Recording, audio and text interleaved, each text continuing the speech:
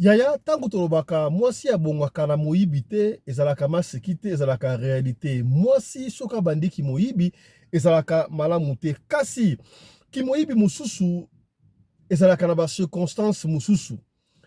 Mutu musu akoyiba, ezali volonté na ete, ezali difficulté. Lokola pe ki Chelsea, ki ndumba, bandeko baike, ya basi okomona baye kosala ki ndumba, pour la volonté na bango te kotala ba papa akufa makufa to ba parents bazali mais tellement difficulté ezali na kati ya vie na ye esengi kaka akende koteka nzoto po azwa vie yango monaka ono nazoki mwasi akinga azalaki ndumba oui azalaki ndumba na circonstance nini o azalaki ndumba yango ba ndumba bakomaka pe bato kasi difficulté etinda yo te okende kosala mabe difficulté etinda yo te okende kokoma moyibi to ozwa eloko ya bato po ekomemela yo malheur ya lisolo o tokobetela yo epesi pasi tokei bongo na France précisément na 13e epai wapi mama na kombo ya Fina mama Fina azali bongo femme de chambre asalaka na hôtel moko na 13e bandeko ya Paris 13e arrondissement to arrondissement 13 mama osaka na hôtel moko songolo na 13 tokotanga kombo te mama oyo ayibi babiloka matoi ya or ya ba client o ba kui de passage wana biloka matoi wana akei nango na ndaku likolo ya difficulté ebelisi ye liboma mama Fina na Paris abeli liboma kasi liboma oyo eyayi kosila ndenge nini bayeba yeke mama Fina ayibi biloko matoi ya ba client ya ozali femme de chambre kota ya koyoka makambo ya somo ozali awa topekisa bino makambo su boyoka yango te kasi lelo bokoka lisolo ya mama Fina ekofungola yo mutu voilà tokobetela lisolo ya mama Fina na deuxième session ya lelo affaire sortie médiatique ya Nicolas Kasadi makambo bandi kobima se kobima Godin Poipe avandi nete alobi yango d'ailleurs tango ngana lobaka ba mi baza ebele na mutu ya masumu na ndoki na moyibi totika nani tika ndoki boma moyibi boyokaka te awa bango na bango ebandi kondongwana eye mabe wana tokomona Godin Poi ancien président ya parlement ya ville province ya Kinshasa nde alobi tokosonga na monsieur quand je parlais ici qu'on volait l'argent de l'État non est-ce qu'il a les preuves vous avez vu comment ils se sont brûlés voilà tala bango na bango babandi koswana eye ma B. Affaire enlèvement ya Merlin Vouvou, un jeune artisan politique ou alobaka pour intérêt à Merlin, il y a intérêt à Mboka. Merlin Vouvou a été enlevé, il paraît qu'il a été retrouvé côté à Maluku. Est-ce que c'est vrai ou ce n'est pas vrai? Merlin Vouvou alobaki pour intérêt à Yemoro taloyi pour intérêt à nation. Ba levé pour Yemoro te kasi pour na écolo. Ba dongolobi so ba ekolobaka pa. Est-ce que ce qui Merlin Vouvou alobaka makamula ye ba ngé ko enlever, ba ngé ko enlever te. Yangona un analyste politique un jeune mususu Alain Bolo Joa, habitué de cette émission Oboyebi, artisan ye, azali opposant, donc on l'appelle Merlin Vouvou, azali malobate, à lobby concernant disparition, il y a Merlin Vouvou. Landa. Nga, ba convocanga na TGI pour avoir dénoncé les détournements de fonds sur fond du rapport ya IGF, na ba déclaration ya journaliste Israël Moutoum. Si vous avez une place, le procureur a dit condamné pour une année. Si vous avez un procès, vous avez condamné d'une année pour la diffamation et pour la diffamation, 6 ans pour l'imputation dommageable et 6 mois pour l'imputation dommageable avec des amendes et tout ça financières. Par rapport à Merlin Vouvou, par rapport à Bandegonyon sur Bazaï na difficulté, Merlin Vouvou ici Gaza. Courage. Voilà, courage à toi, Merlin Vouvou. Merlin Vouvou, ye bakanga ki eto baleva ki pona abane ko makamula ete kasima kambi ya mboka tokozongela yango awa na émission ya lelo. Mbote na bino bandeko balandi ya Radio Loko Télévision. Merci la confiance pe fidélité. Vous allez continuer kopesa na programme Oyo Radio Lokole masolo et pa wapi tokuta na ka chaque fois pona ko solo la makambo zali koleka na communauté na biso africaine mingi ya biso batu oyo tolobaka lingala ngai kombo na ngai Fiston Pelende tata ya Sedek bozo komona toza na position ya malamu te moi ezobeta biso mais y a pas de souci l'essentiel pour na bino boyoka message moi oyo tungisa bino te meyoka lisolo pe makambo oyo tokosolola awa.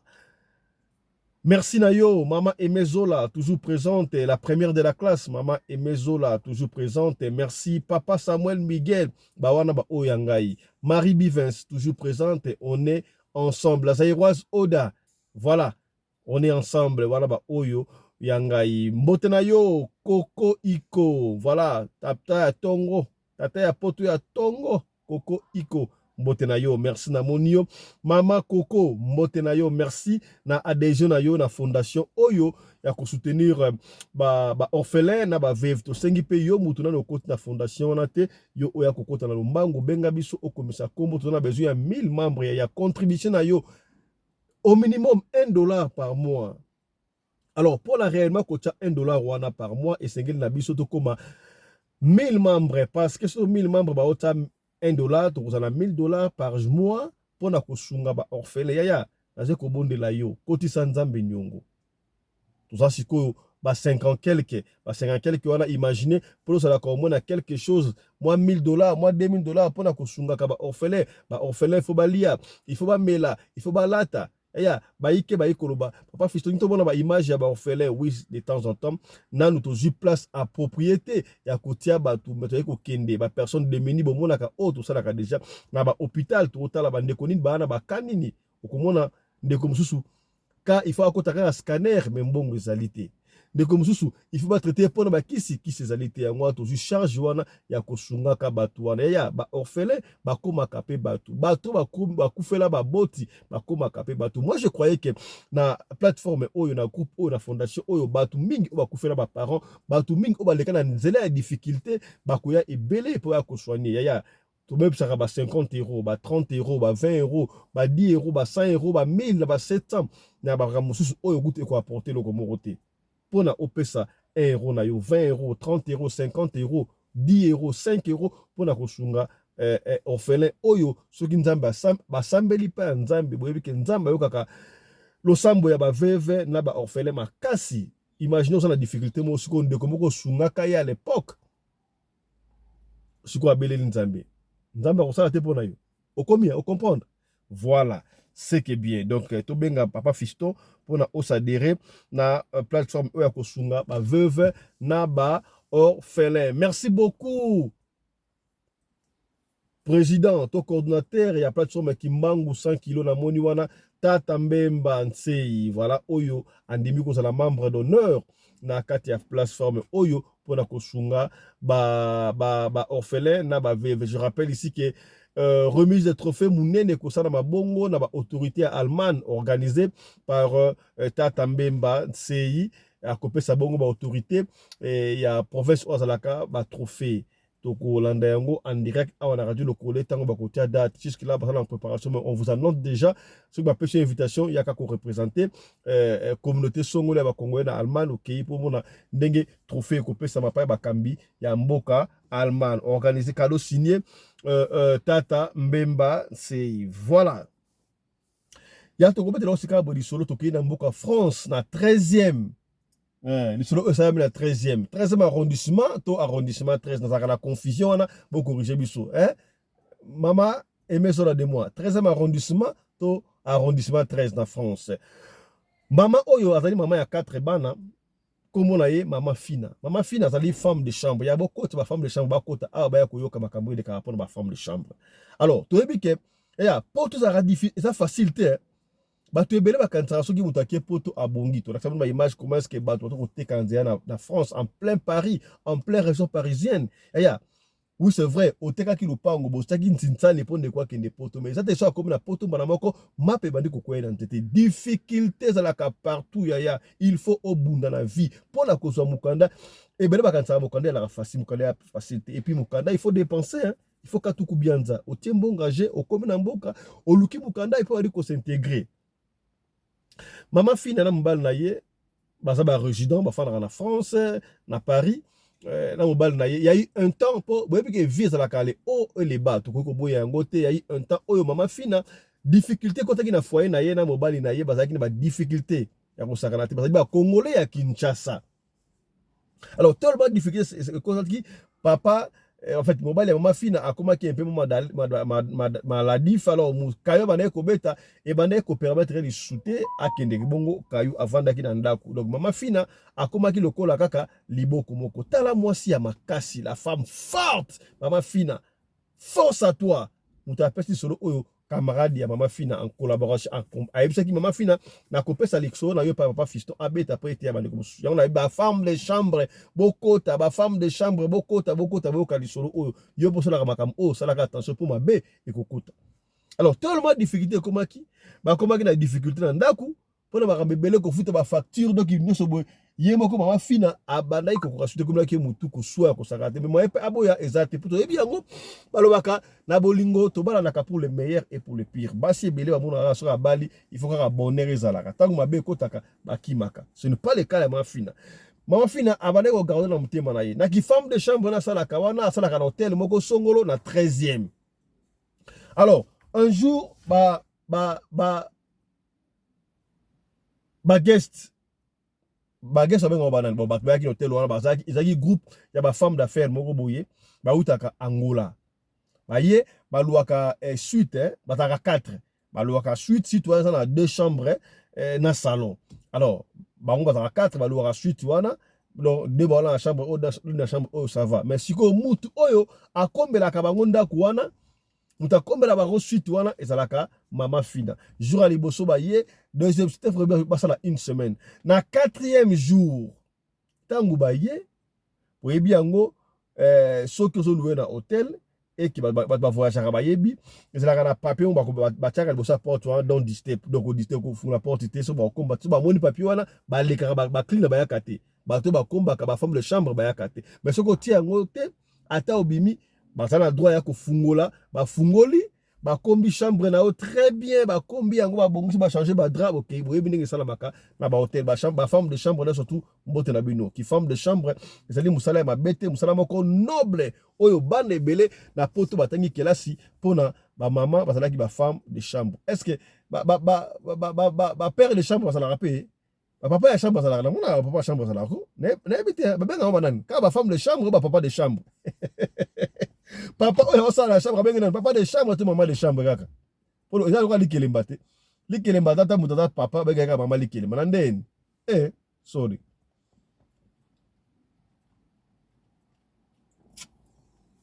excusez-moi.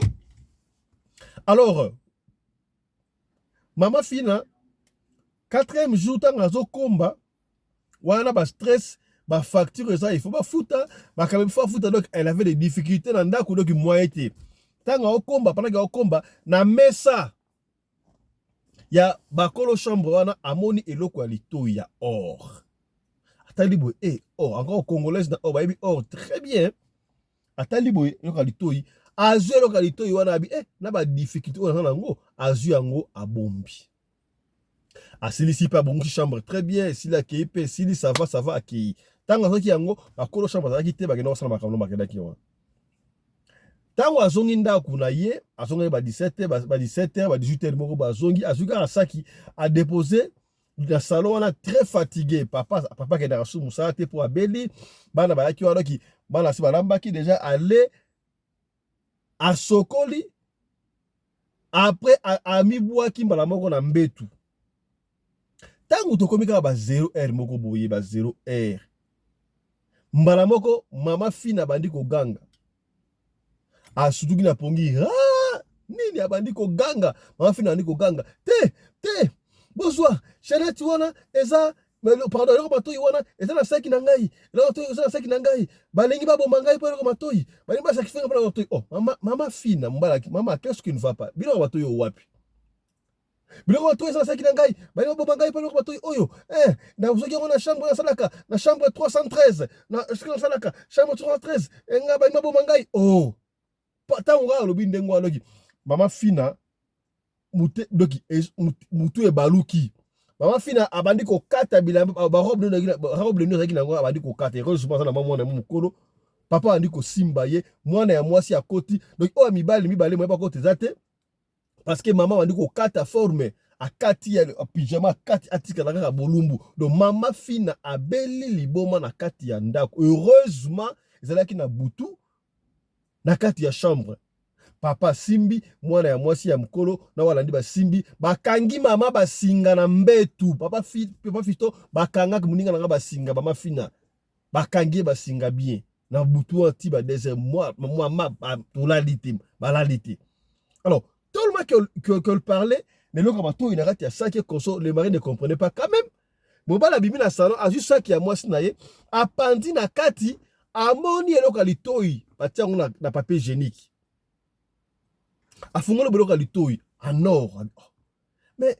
qu'est-ce que le kamato ya avoir na ba kam o mama o azoloba le moment où azoki le kamato ya batu ayebi ke mwasi na ye aza femme de chambre soki mobala noyo mobala ayebi ke mwasi na femme de chambre to yebi yango ba femme de chambre ba yibaka fort totika ki muyibi mama so oza femme de chambre c'est mon salama ko noble totika ko yiba biyiba e komema yo na makambo babetala eloko ekoyeli mama fina ba dra ebele ba femme de chambre ba sobo na ko yiba ba dra ya pembe ba sobo na ko yiba ba isume papa esume mso pa ko ndako tuna mwa station yango bana botu na mama esume ebele so rangwa ayiba ka so femme de chambre kuna tika ki muyibi oyebite nani apangu sala ki yango to beta masole ebele awa comment est-ce que ba col hôtel ba sacrifiaka pour le hôtel bango so ba to beta ku solo awa col hôtel a sacrifié client et bien combien bon yo muto so yiba ba dra na ye yo muto yiba esume na ye te est-ce que komi to solika pembe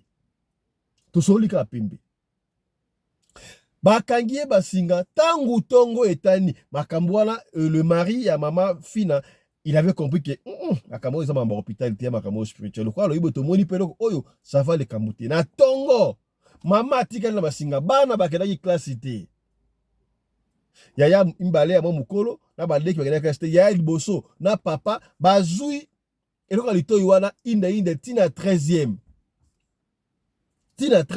bayebisika mama salaka bien sûr moi ba kuta na chambre ezate ba kena réception ba bengi est to so na manager ba bengeli bango manager ya esika wana superviseur aye a se présenter non ngai mobali ya mama fina moi c'est sala abi oui oh mama fina sala atu yebi bon tala problème toujours a beteli bango kaka na beteli bino abutu nga oganga alors lokola moi c'est nga bane koloba kombo ya 313 j'ai vite compris que chambre 313 est voilà 313 arabi oui ezali suite banandi baza kuna ona bandeko moko ya Angola nde baza kuna tala eloko bato o ma usinanga azwaki yango wana manager abi c'est vrai ba vérifier kuna ba fi yango bazalaki na kati ya chambre manager azui moi ya liboso ya mama fina na mobali ya mama fina ba keiti na 313 ba beta porte. On peut entrer, oui. Est-ce que bon c'est le mot awa tala eloko oyo e bunga kibongo na chambre. Ah, kolo nango abi. Ah, merci. To wana ko luka yango mais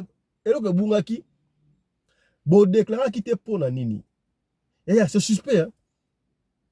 Yo moni oyibi bijou à client dans ta chambre, oyibi montre à client, oyibi téléphone, oyibi eloko mo à client la femme de chambre, tout ça là quelque part. Ba tout nioté. Yo kanisi ba bosani.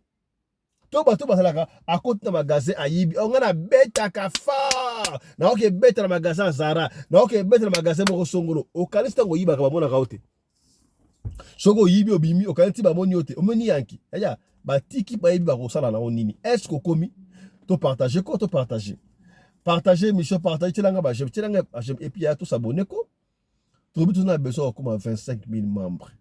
Pardon, 55 000 membres. Na bonde liyo yaya. Na bonde liyo na bolingo ya nzambe. Tuna papa pembeni. Papa o sabona déjà. Maman o sabona déjà. Masolo o sayi ko sunga batu. Alors, tangu bo s'abonner, bozo partager, ezo pesa biso courage ya koluka ka masolo ebele ya marque na ba pona ko ya ko betela kabino. Po batu ebele ba auto ba leçon à partir masolo. Ote. Voilà. Tangu mama na zia ngo abi to bana ko luka ngo problème exact. Ajiango alobelo remonter. J'étais en train de dire ce qui au salaka quelque part au yibaka. Et qui va tout na kaote ne croyez pas que ba baraté. Ba yebelo do ba osala yo. Yo ko mona o salaka na vie moko bien, bando banda ko yiba vino e beba. Tala bato e beba sa ba yibi Bato ba sa ba yibi. Ata ba yibaka ba mbongo na banki ya bato. Ba yiba tala ba sala nini. Ata asala ko ba longa suka nango akokoya mais eza pe na ba oyo bakenda basala makambo esimba mutu mosala na destiny na ye mais koyiba ezali malamu te surtout ba femme de chambre auto lobla est-ce komi to papa sala na boucherie moko songolo osala boucherie songolo osala esika bateka donc yo esika osala ka ba pêche oyiba kaka oyela bala na biloko ya moyibi oyela bala na yo mobali na yo mwasi na yo biloko oyibi yaya karma eza na mokili oyo okofuta karma mabe kokota est-ce komi. Et évidemment, les managers étaient obligés. Yakoyebisa. Et mobile ya mama fina que non, tu vois. Ah, tu me dis que mama fina ça n'a awa. Ça fait 5 ans à Ibarate, mais on n'a pas compris la situation où on est allé awa. Et c'est ainsi que mobile ya mama fina abandi koyebisa manager en tout cas okolibisa mwasi na nga te toza na situation moko mabe na kati ya ndako nga na osala te naza maladi donc je me suis tout forcé na awa peut-être mwasi amonaki difficulté oyo tozala ngo na kati ya mosala yango asalaki loko et surtout pe client déclaré te papa abondela manager wana a expliqué manager et manager azalaki togolais il a compris comme étant africain j'ai compris parce qu'il est africain, tout le langue moko français. Ce que qui mundele croyait tu qu'il allait accepter, mais ndenge saliboué. Mama fina, botalaye, ce qu'a bonga ye, abandonné sur le côté. Manager wana yebisa papa, ya batamute madame basalam kilon, basape mkilé. Ayebisi mais pour ni mama fina dans situation, on pourrait même ko def sa imbongo to ko luka ba asala ba overtime, ba extra time pour la so ka mbongo belé, pour sunga libota. Ikambuti. Manager abimisa 200 € apesa mobali ya mama fina akeda bino bozwa oyo ekosunga bino. Tangu mobali ya mama fina ke ya komi na ndako be o akuta bafungola mama fina basinga alali normal ambetu. Papa tuni bana. Oh, mais qu'est-ce que tu vas maman bufungole basinga alali y a eu un temps kaka boye. Maman a sutuki a dit ayibo kenga basinga pona ni. Qu'est-ce qui ne va pas? Ni qu'est-ce qui se passait? Au fond, on va singa normal. Et on a vite compris que ah papa dans 5 tangu kolo eloko wana asimba ki eloko na récupérer ki eloko bato na ye ya kosala ke mama abiki. Yaya. Croyais-tu que batika ke eloko lito wana ba bosala ki on basala ki on ko. Ya ba tout le monde va voyager ba sala makambo belé. Okomona mutana na chenette na ya orboyi. Montre na ya orboyi. Atika ngo wana yo kanisi ya bosana te.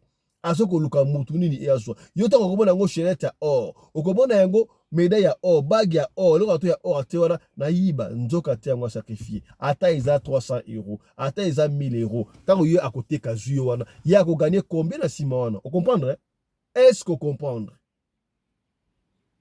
Maman fina s'est rétablir mobile solo na ye alaki c'est 200 $ wana console 200 €. Ndenge ko celui qui 3 jours après, bakendaki mama fina ke na bureau sona mokonzi mokonzi apesiye conseil. Et pour la éviter, balongole mama fina wana batindie na hôtel mususu pour la stress wana. Tala mama fina au moins abiki. To beta masolo ebele awa ba msu babika te. To beta le solo mama moko boy azwaka enveloppe kaki ya papa moko boy kaka Angola ka batangola ba mystique au taka Angola. Oya soka 5 000 $ à bosala ngo akenda Angola asomba lupangu et conso et comme là il problème papa wana koma chaque fois oya ko lukaye ba bimaka mwasi no bala comme étant mari de nuit et comme ça na butu et comme atana mo so ka pongi ata muke papa wana ya otala boya poli et papa na epse visa yo na ko salela o ti jour mbongo nanga e ko sila to beta le solo wana awa ti fi wana akoma na chaise roulante. Si les lois la chaise roulante, ouais, ça na France pekaka. To beta liswana awa la chaîne nabisu. Aux femmes de chambre, ça la attention. Là d'ailleurs, c'est très compliqué aya. Est-ce que komi? Ma papa, ce qui maman femme de chambre, tout na kaye. Est-ce que yibaka, ce que yibaka atika. Pour un jour, mabe et koki koya. On te le ba quitter. Tolobi. Voilà. Je vous avais promis, ce soir, on va parler de la situation qui se passe en République démocratique du Congo. En ce qui concerne sortie médiatique, il y a Mwanamboka, ex-ministre des Finances Nicolas Kazadi, Tangu, Alobaki, Makabo, Alobaki, c'est un extraordinaire. Alobaki, mais personne ne croyait. Moutane qu'on dit marrête, mais Tangu Koloba. On a dit Koloba Yango, Yemoka Lobi, bato bakabolaka mbongo avant un projet mbongo ebimba kaboli donc oyo basalaka ta musala moko te bakabolaka mbongo. Alors omoni bato oyo bao déshonorer chef de l'état ezopesa mutu koswa ya ezopesa mutu koswa salaka attention. Godin Mpoyi ex président ya assemblée provinciale ya Kinshasa avandaki peniete a rappelé ka bi ngala bana yo sabino bato bayibaka mbongo bondimaka te ayeba banzembo sikana bani kondima te. Landa Godin Mpoyi a confirmé ka kimuyibi asa aloba yango landa ye ndenge ko confirmer susu Godin Mpoyi. Quand je parlais ici qu'on volait l'argent de l'État. Est-ce que ça n'a pas preuve? Non, est-ce qu'il a les preuves? Vous avez vu comment ils se sont brouillés?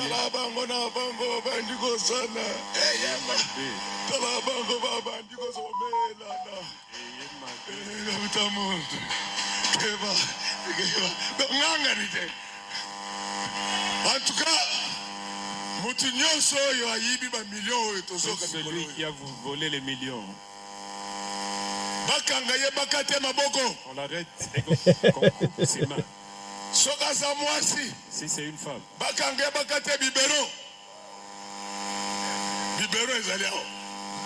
comme ça, il aura un souvenir. C'est pourquoi vous les croyez des voleurs.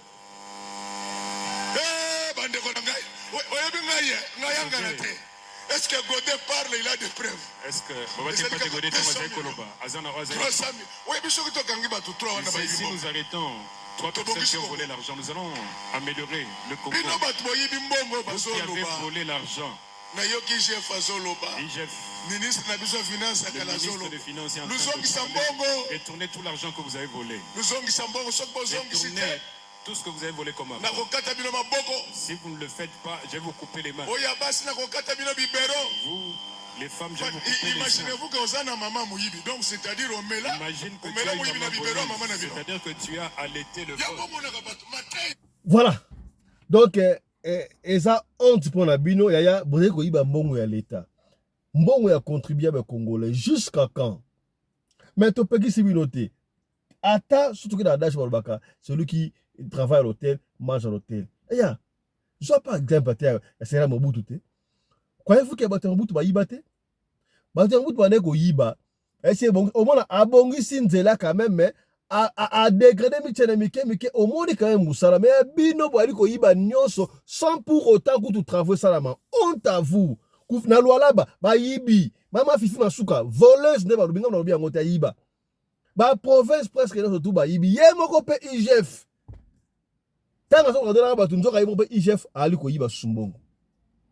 Ngai pesinga mutuko so ngabla lobi ngote. Nous allons revenir sur ça en long et en large na émission na biso ya tongo ale mutuko lobi makambu oya ko yiba o makasi ya ko sakanate. O to loba kité to lobi finalement les Congo nous appartient tous. Bino boko constat ko so ba avantage nga te pour na biso ko la Congo jamais. Ça nous appartient à tous. Chaque fois, nous avons nos divergences, mais la mère qui nous réunifie. Voilà, c'est Sarabiso et c'est la Kabongo aux République démocratique du Congo. Alors, si on ne parle pas pour le Congo, qui viendra parler pour nous? Voilà. Quand on a mboka à faire enlèvement, il y a mon mboka Merlin Vouv. Ndenge ba enlever. Et puis ça qui mutuko soit. Merlin vous m'enlève qui est, dans ma condition, on va enlever qui wana, bah t'es belle, bah écolo, bah enlever Merlin vous. Ouais, Merlin vous va être enlevé pour le macabo à yemokote, pour le macabo o ya mboka. Allez bolo jo afanda ki nyete, a beti solo, ndenge yepe ifada ki ezala. Tolanda, allez bolo jo, macabo o yekomela ki ye, na o yekomeli Merlin vous. Suivez. Mais nous allons revenir sur ça dans nos prochaines éditions avec les images. Suivez d'abord. Nga, bah convoquant na TGI, pour avoir dénoncé les détournements de fonds sur fond du rapport il y a IGF na ba déclaration il y a journaliste Israël Moutoum. Si vous avez cas que na place nanga procureur azoko bisanga ba condamné nga pour une année. Tu toqué na procès na vous a condamné d'une année pour la diffamation et pour la diffamation 6 ans pour l'imputation dommageable et 6 mois pour l'imputation dommageable avec des amendes et tout ça financières. Par rapport il y a Merlin vous par rapport à Bandeko Nyonso bazali na difficulté nazo bisa Merlin vous ici gaza courage na voyez biso jamais batama banga te courage mourir n'est rien Vivre sous l'oppression, c'est mourir chaque jour en déshonneur. Mais là, vous, alors pratiquement, bien qu'il est en âge, nous sommes pratiquement de la même génération. Soyez Bakangé Merlin, vous, pour avoir dit la vérité, pour avoir défendu la cause nationale, je l'applaudis. Je ne veux pas me pleurnicher.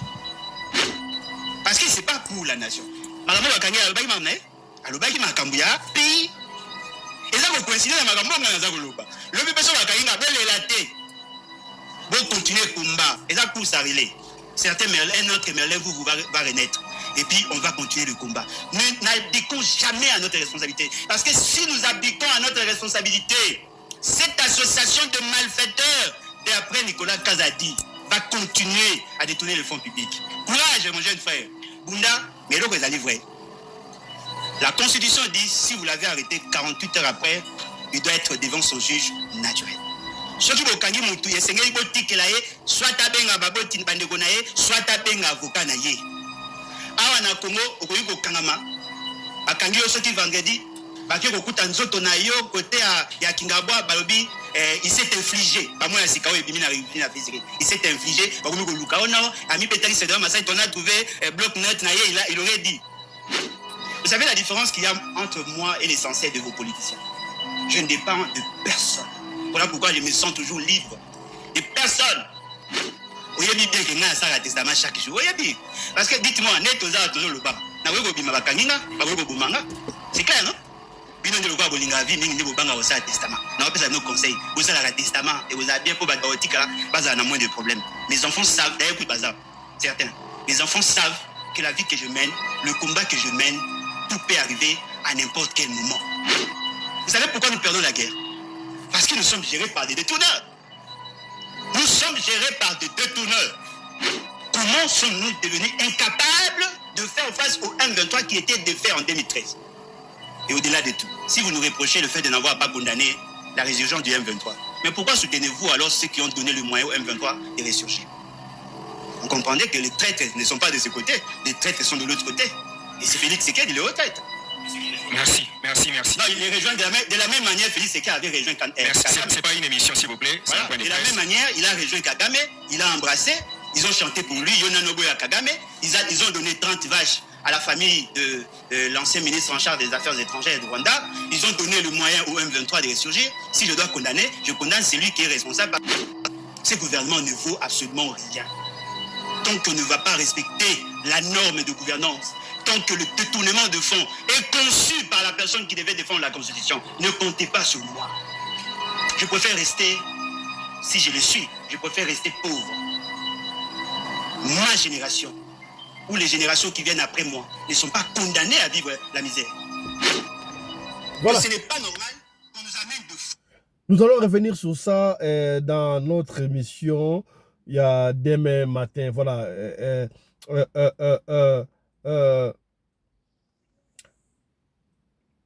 Alain Bolodjo a dit des histoires. Na koloba yango ate mais na kolenga boyo kangolo bini raté pas émission na biso ya lobi atongo autre ça la bongo na studio na biso. Voilà, pour cet après-midi, mesdames, messieurs, on s'arrête ici. Merci de nous avoir suivis. Mais on ne peut jamais conclure cette émission sans pour autant vous rappeler que nous avons la Fondation Radio Lokole tout soutien, pardon, na ba veuve na ba orphelin, ba personnes démunies. Appelez-nous pour y intégrer ou participer avec au moins $1 par mois et nous avons besoin, il y a 1000 membres. Ceux qui 1000 membres, si $1, nous aurons $1000 par mois. Et si on a plus, Dieu aidant, tout ça, beaucoup plus makamu pour notre sungabat ou baza personne de mini ya to lingito sungaba orphelin pour na ba orphelin ba comme batu lo sambo na bango e ko sunga biso yo muto la biso ya soko ça le sera ko pesa benga biso opesa liso na yo soki obengi biso ozi biso te comme tout samate tikela biso odio ya liso na yo to ko be kayango kaka ndengo lingito bete yango soko lingi totanga kombo to kotanga kombo soki po boy totanga kombo te. Voilà. Allez, on s'arrête ici. Partagez l'émission. Portez-vous bien. Femme de chambre, Totika, Bamiyibi, tout dans la voiture. Allez, chap chap. Et tchara.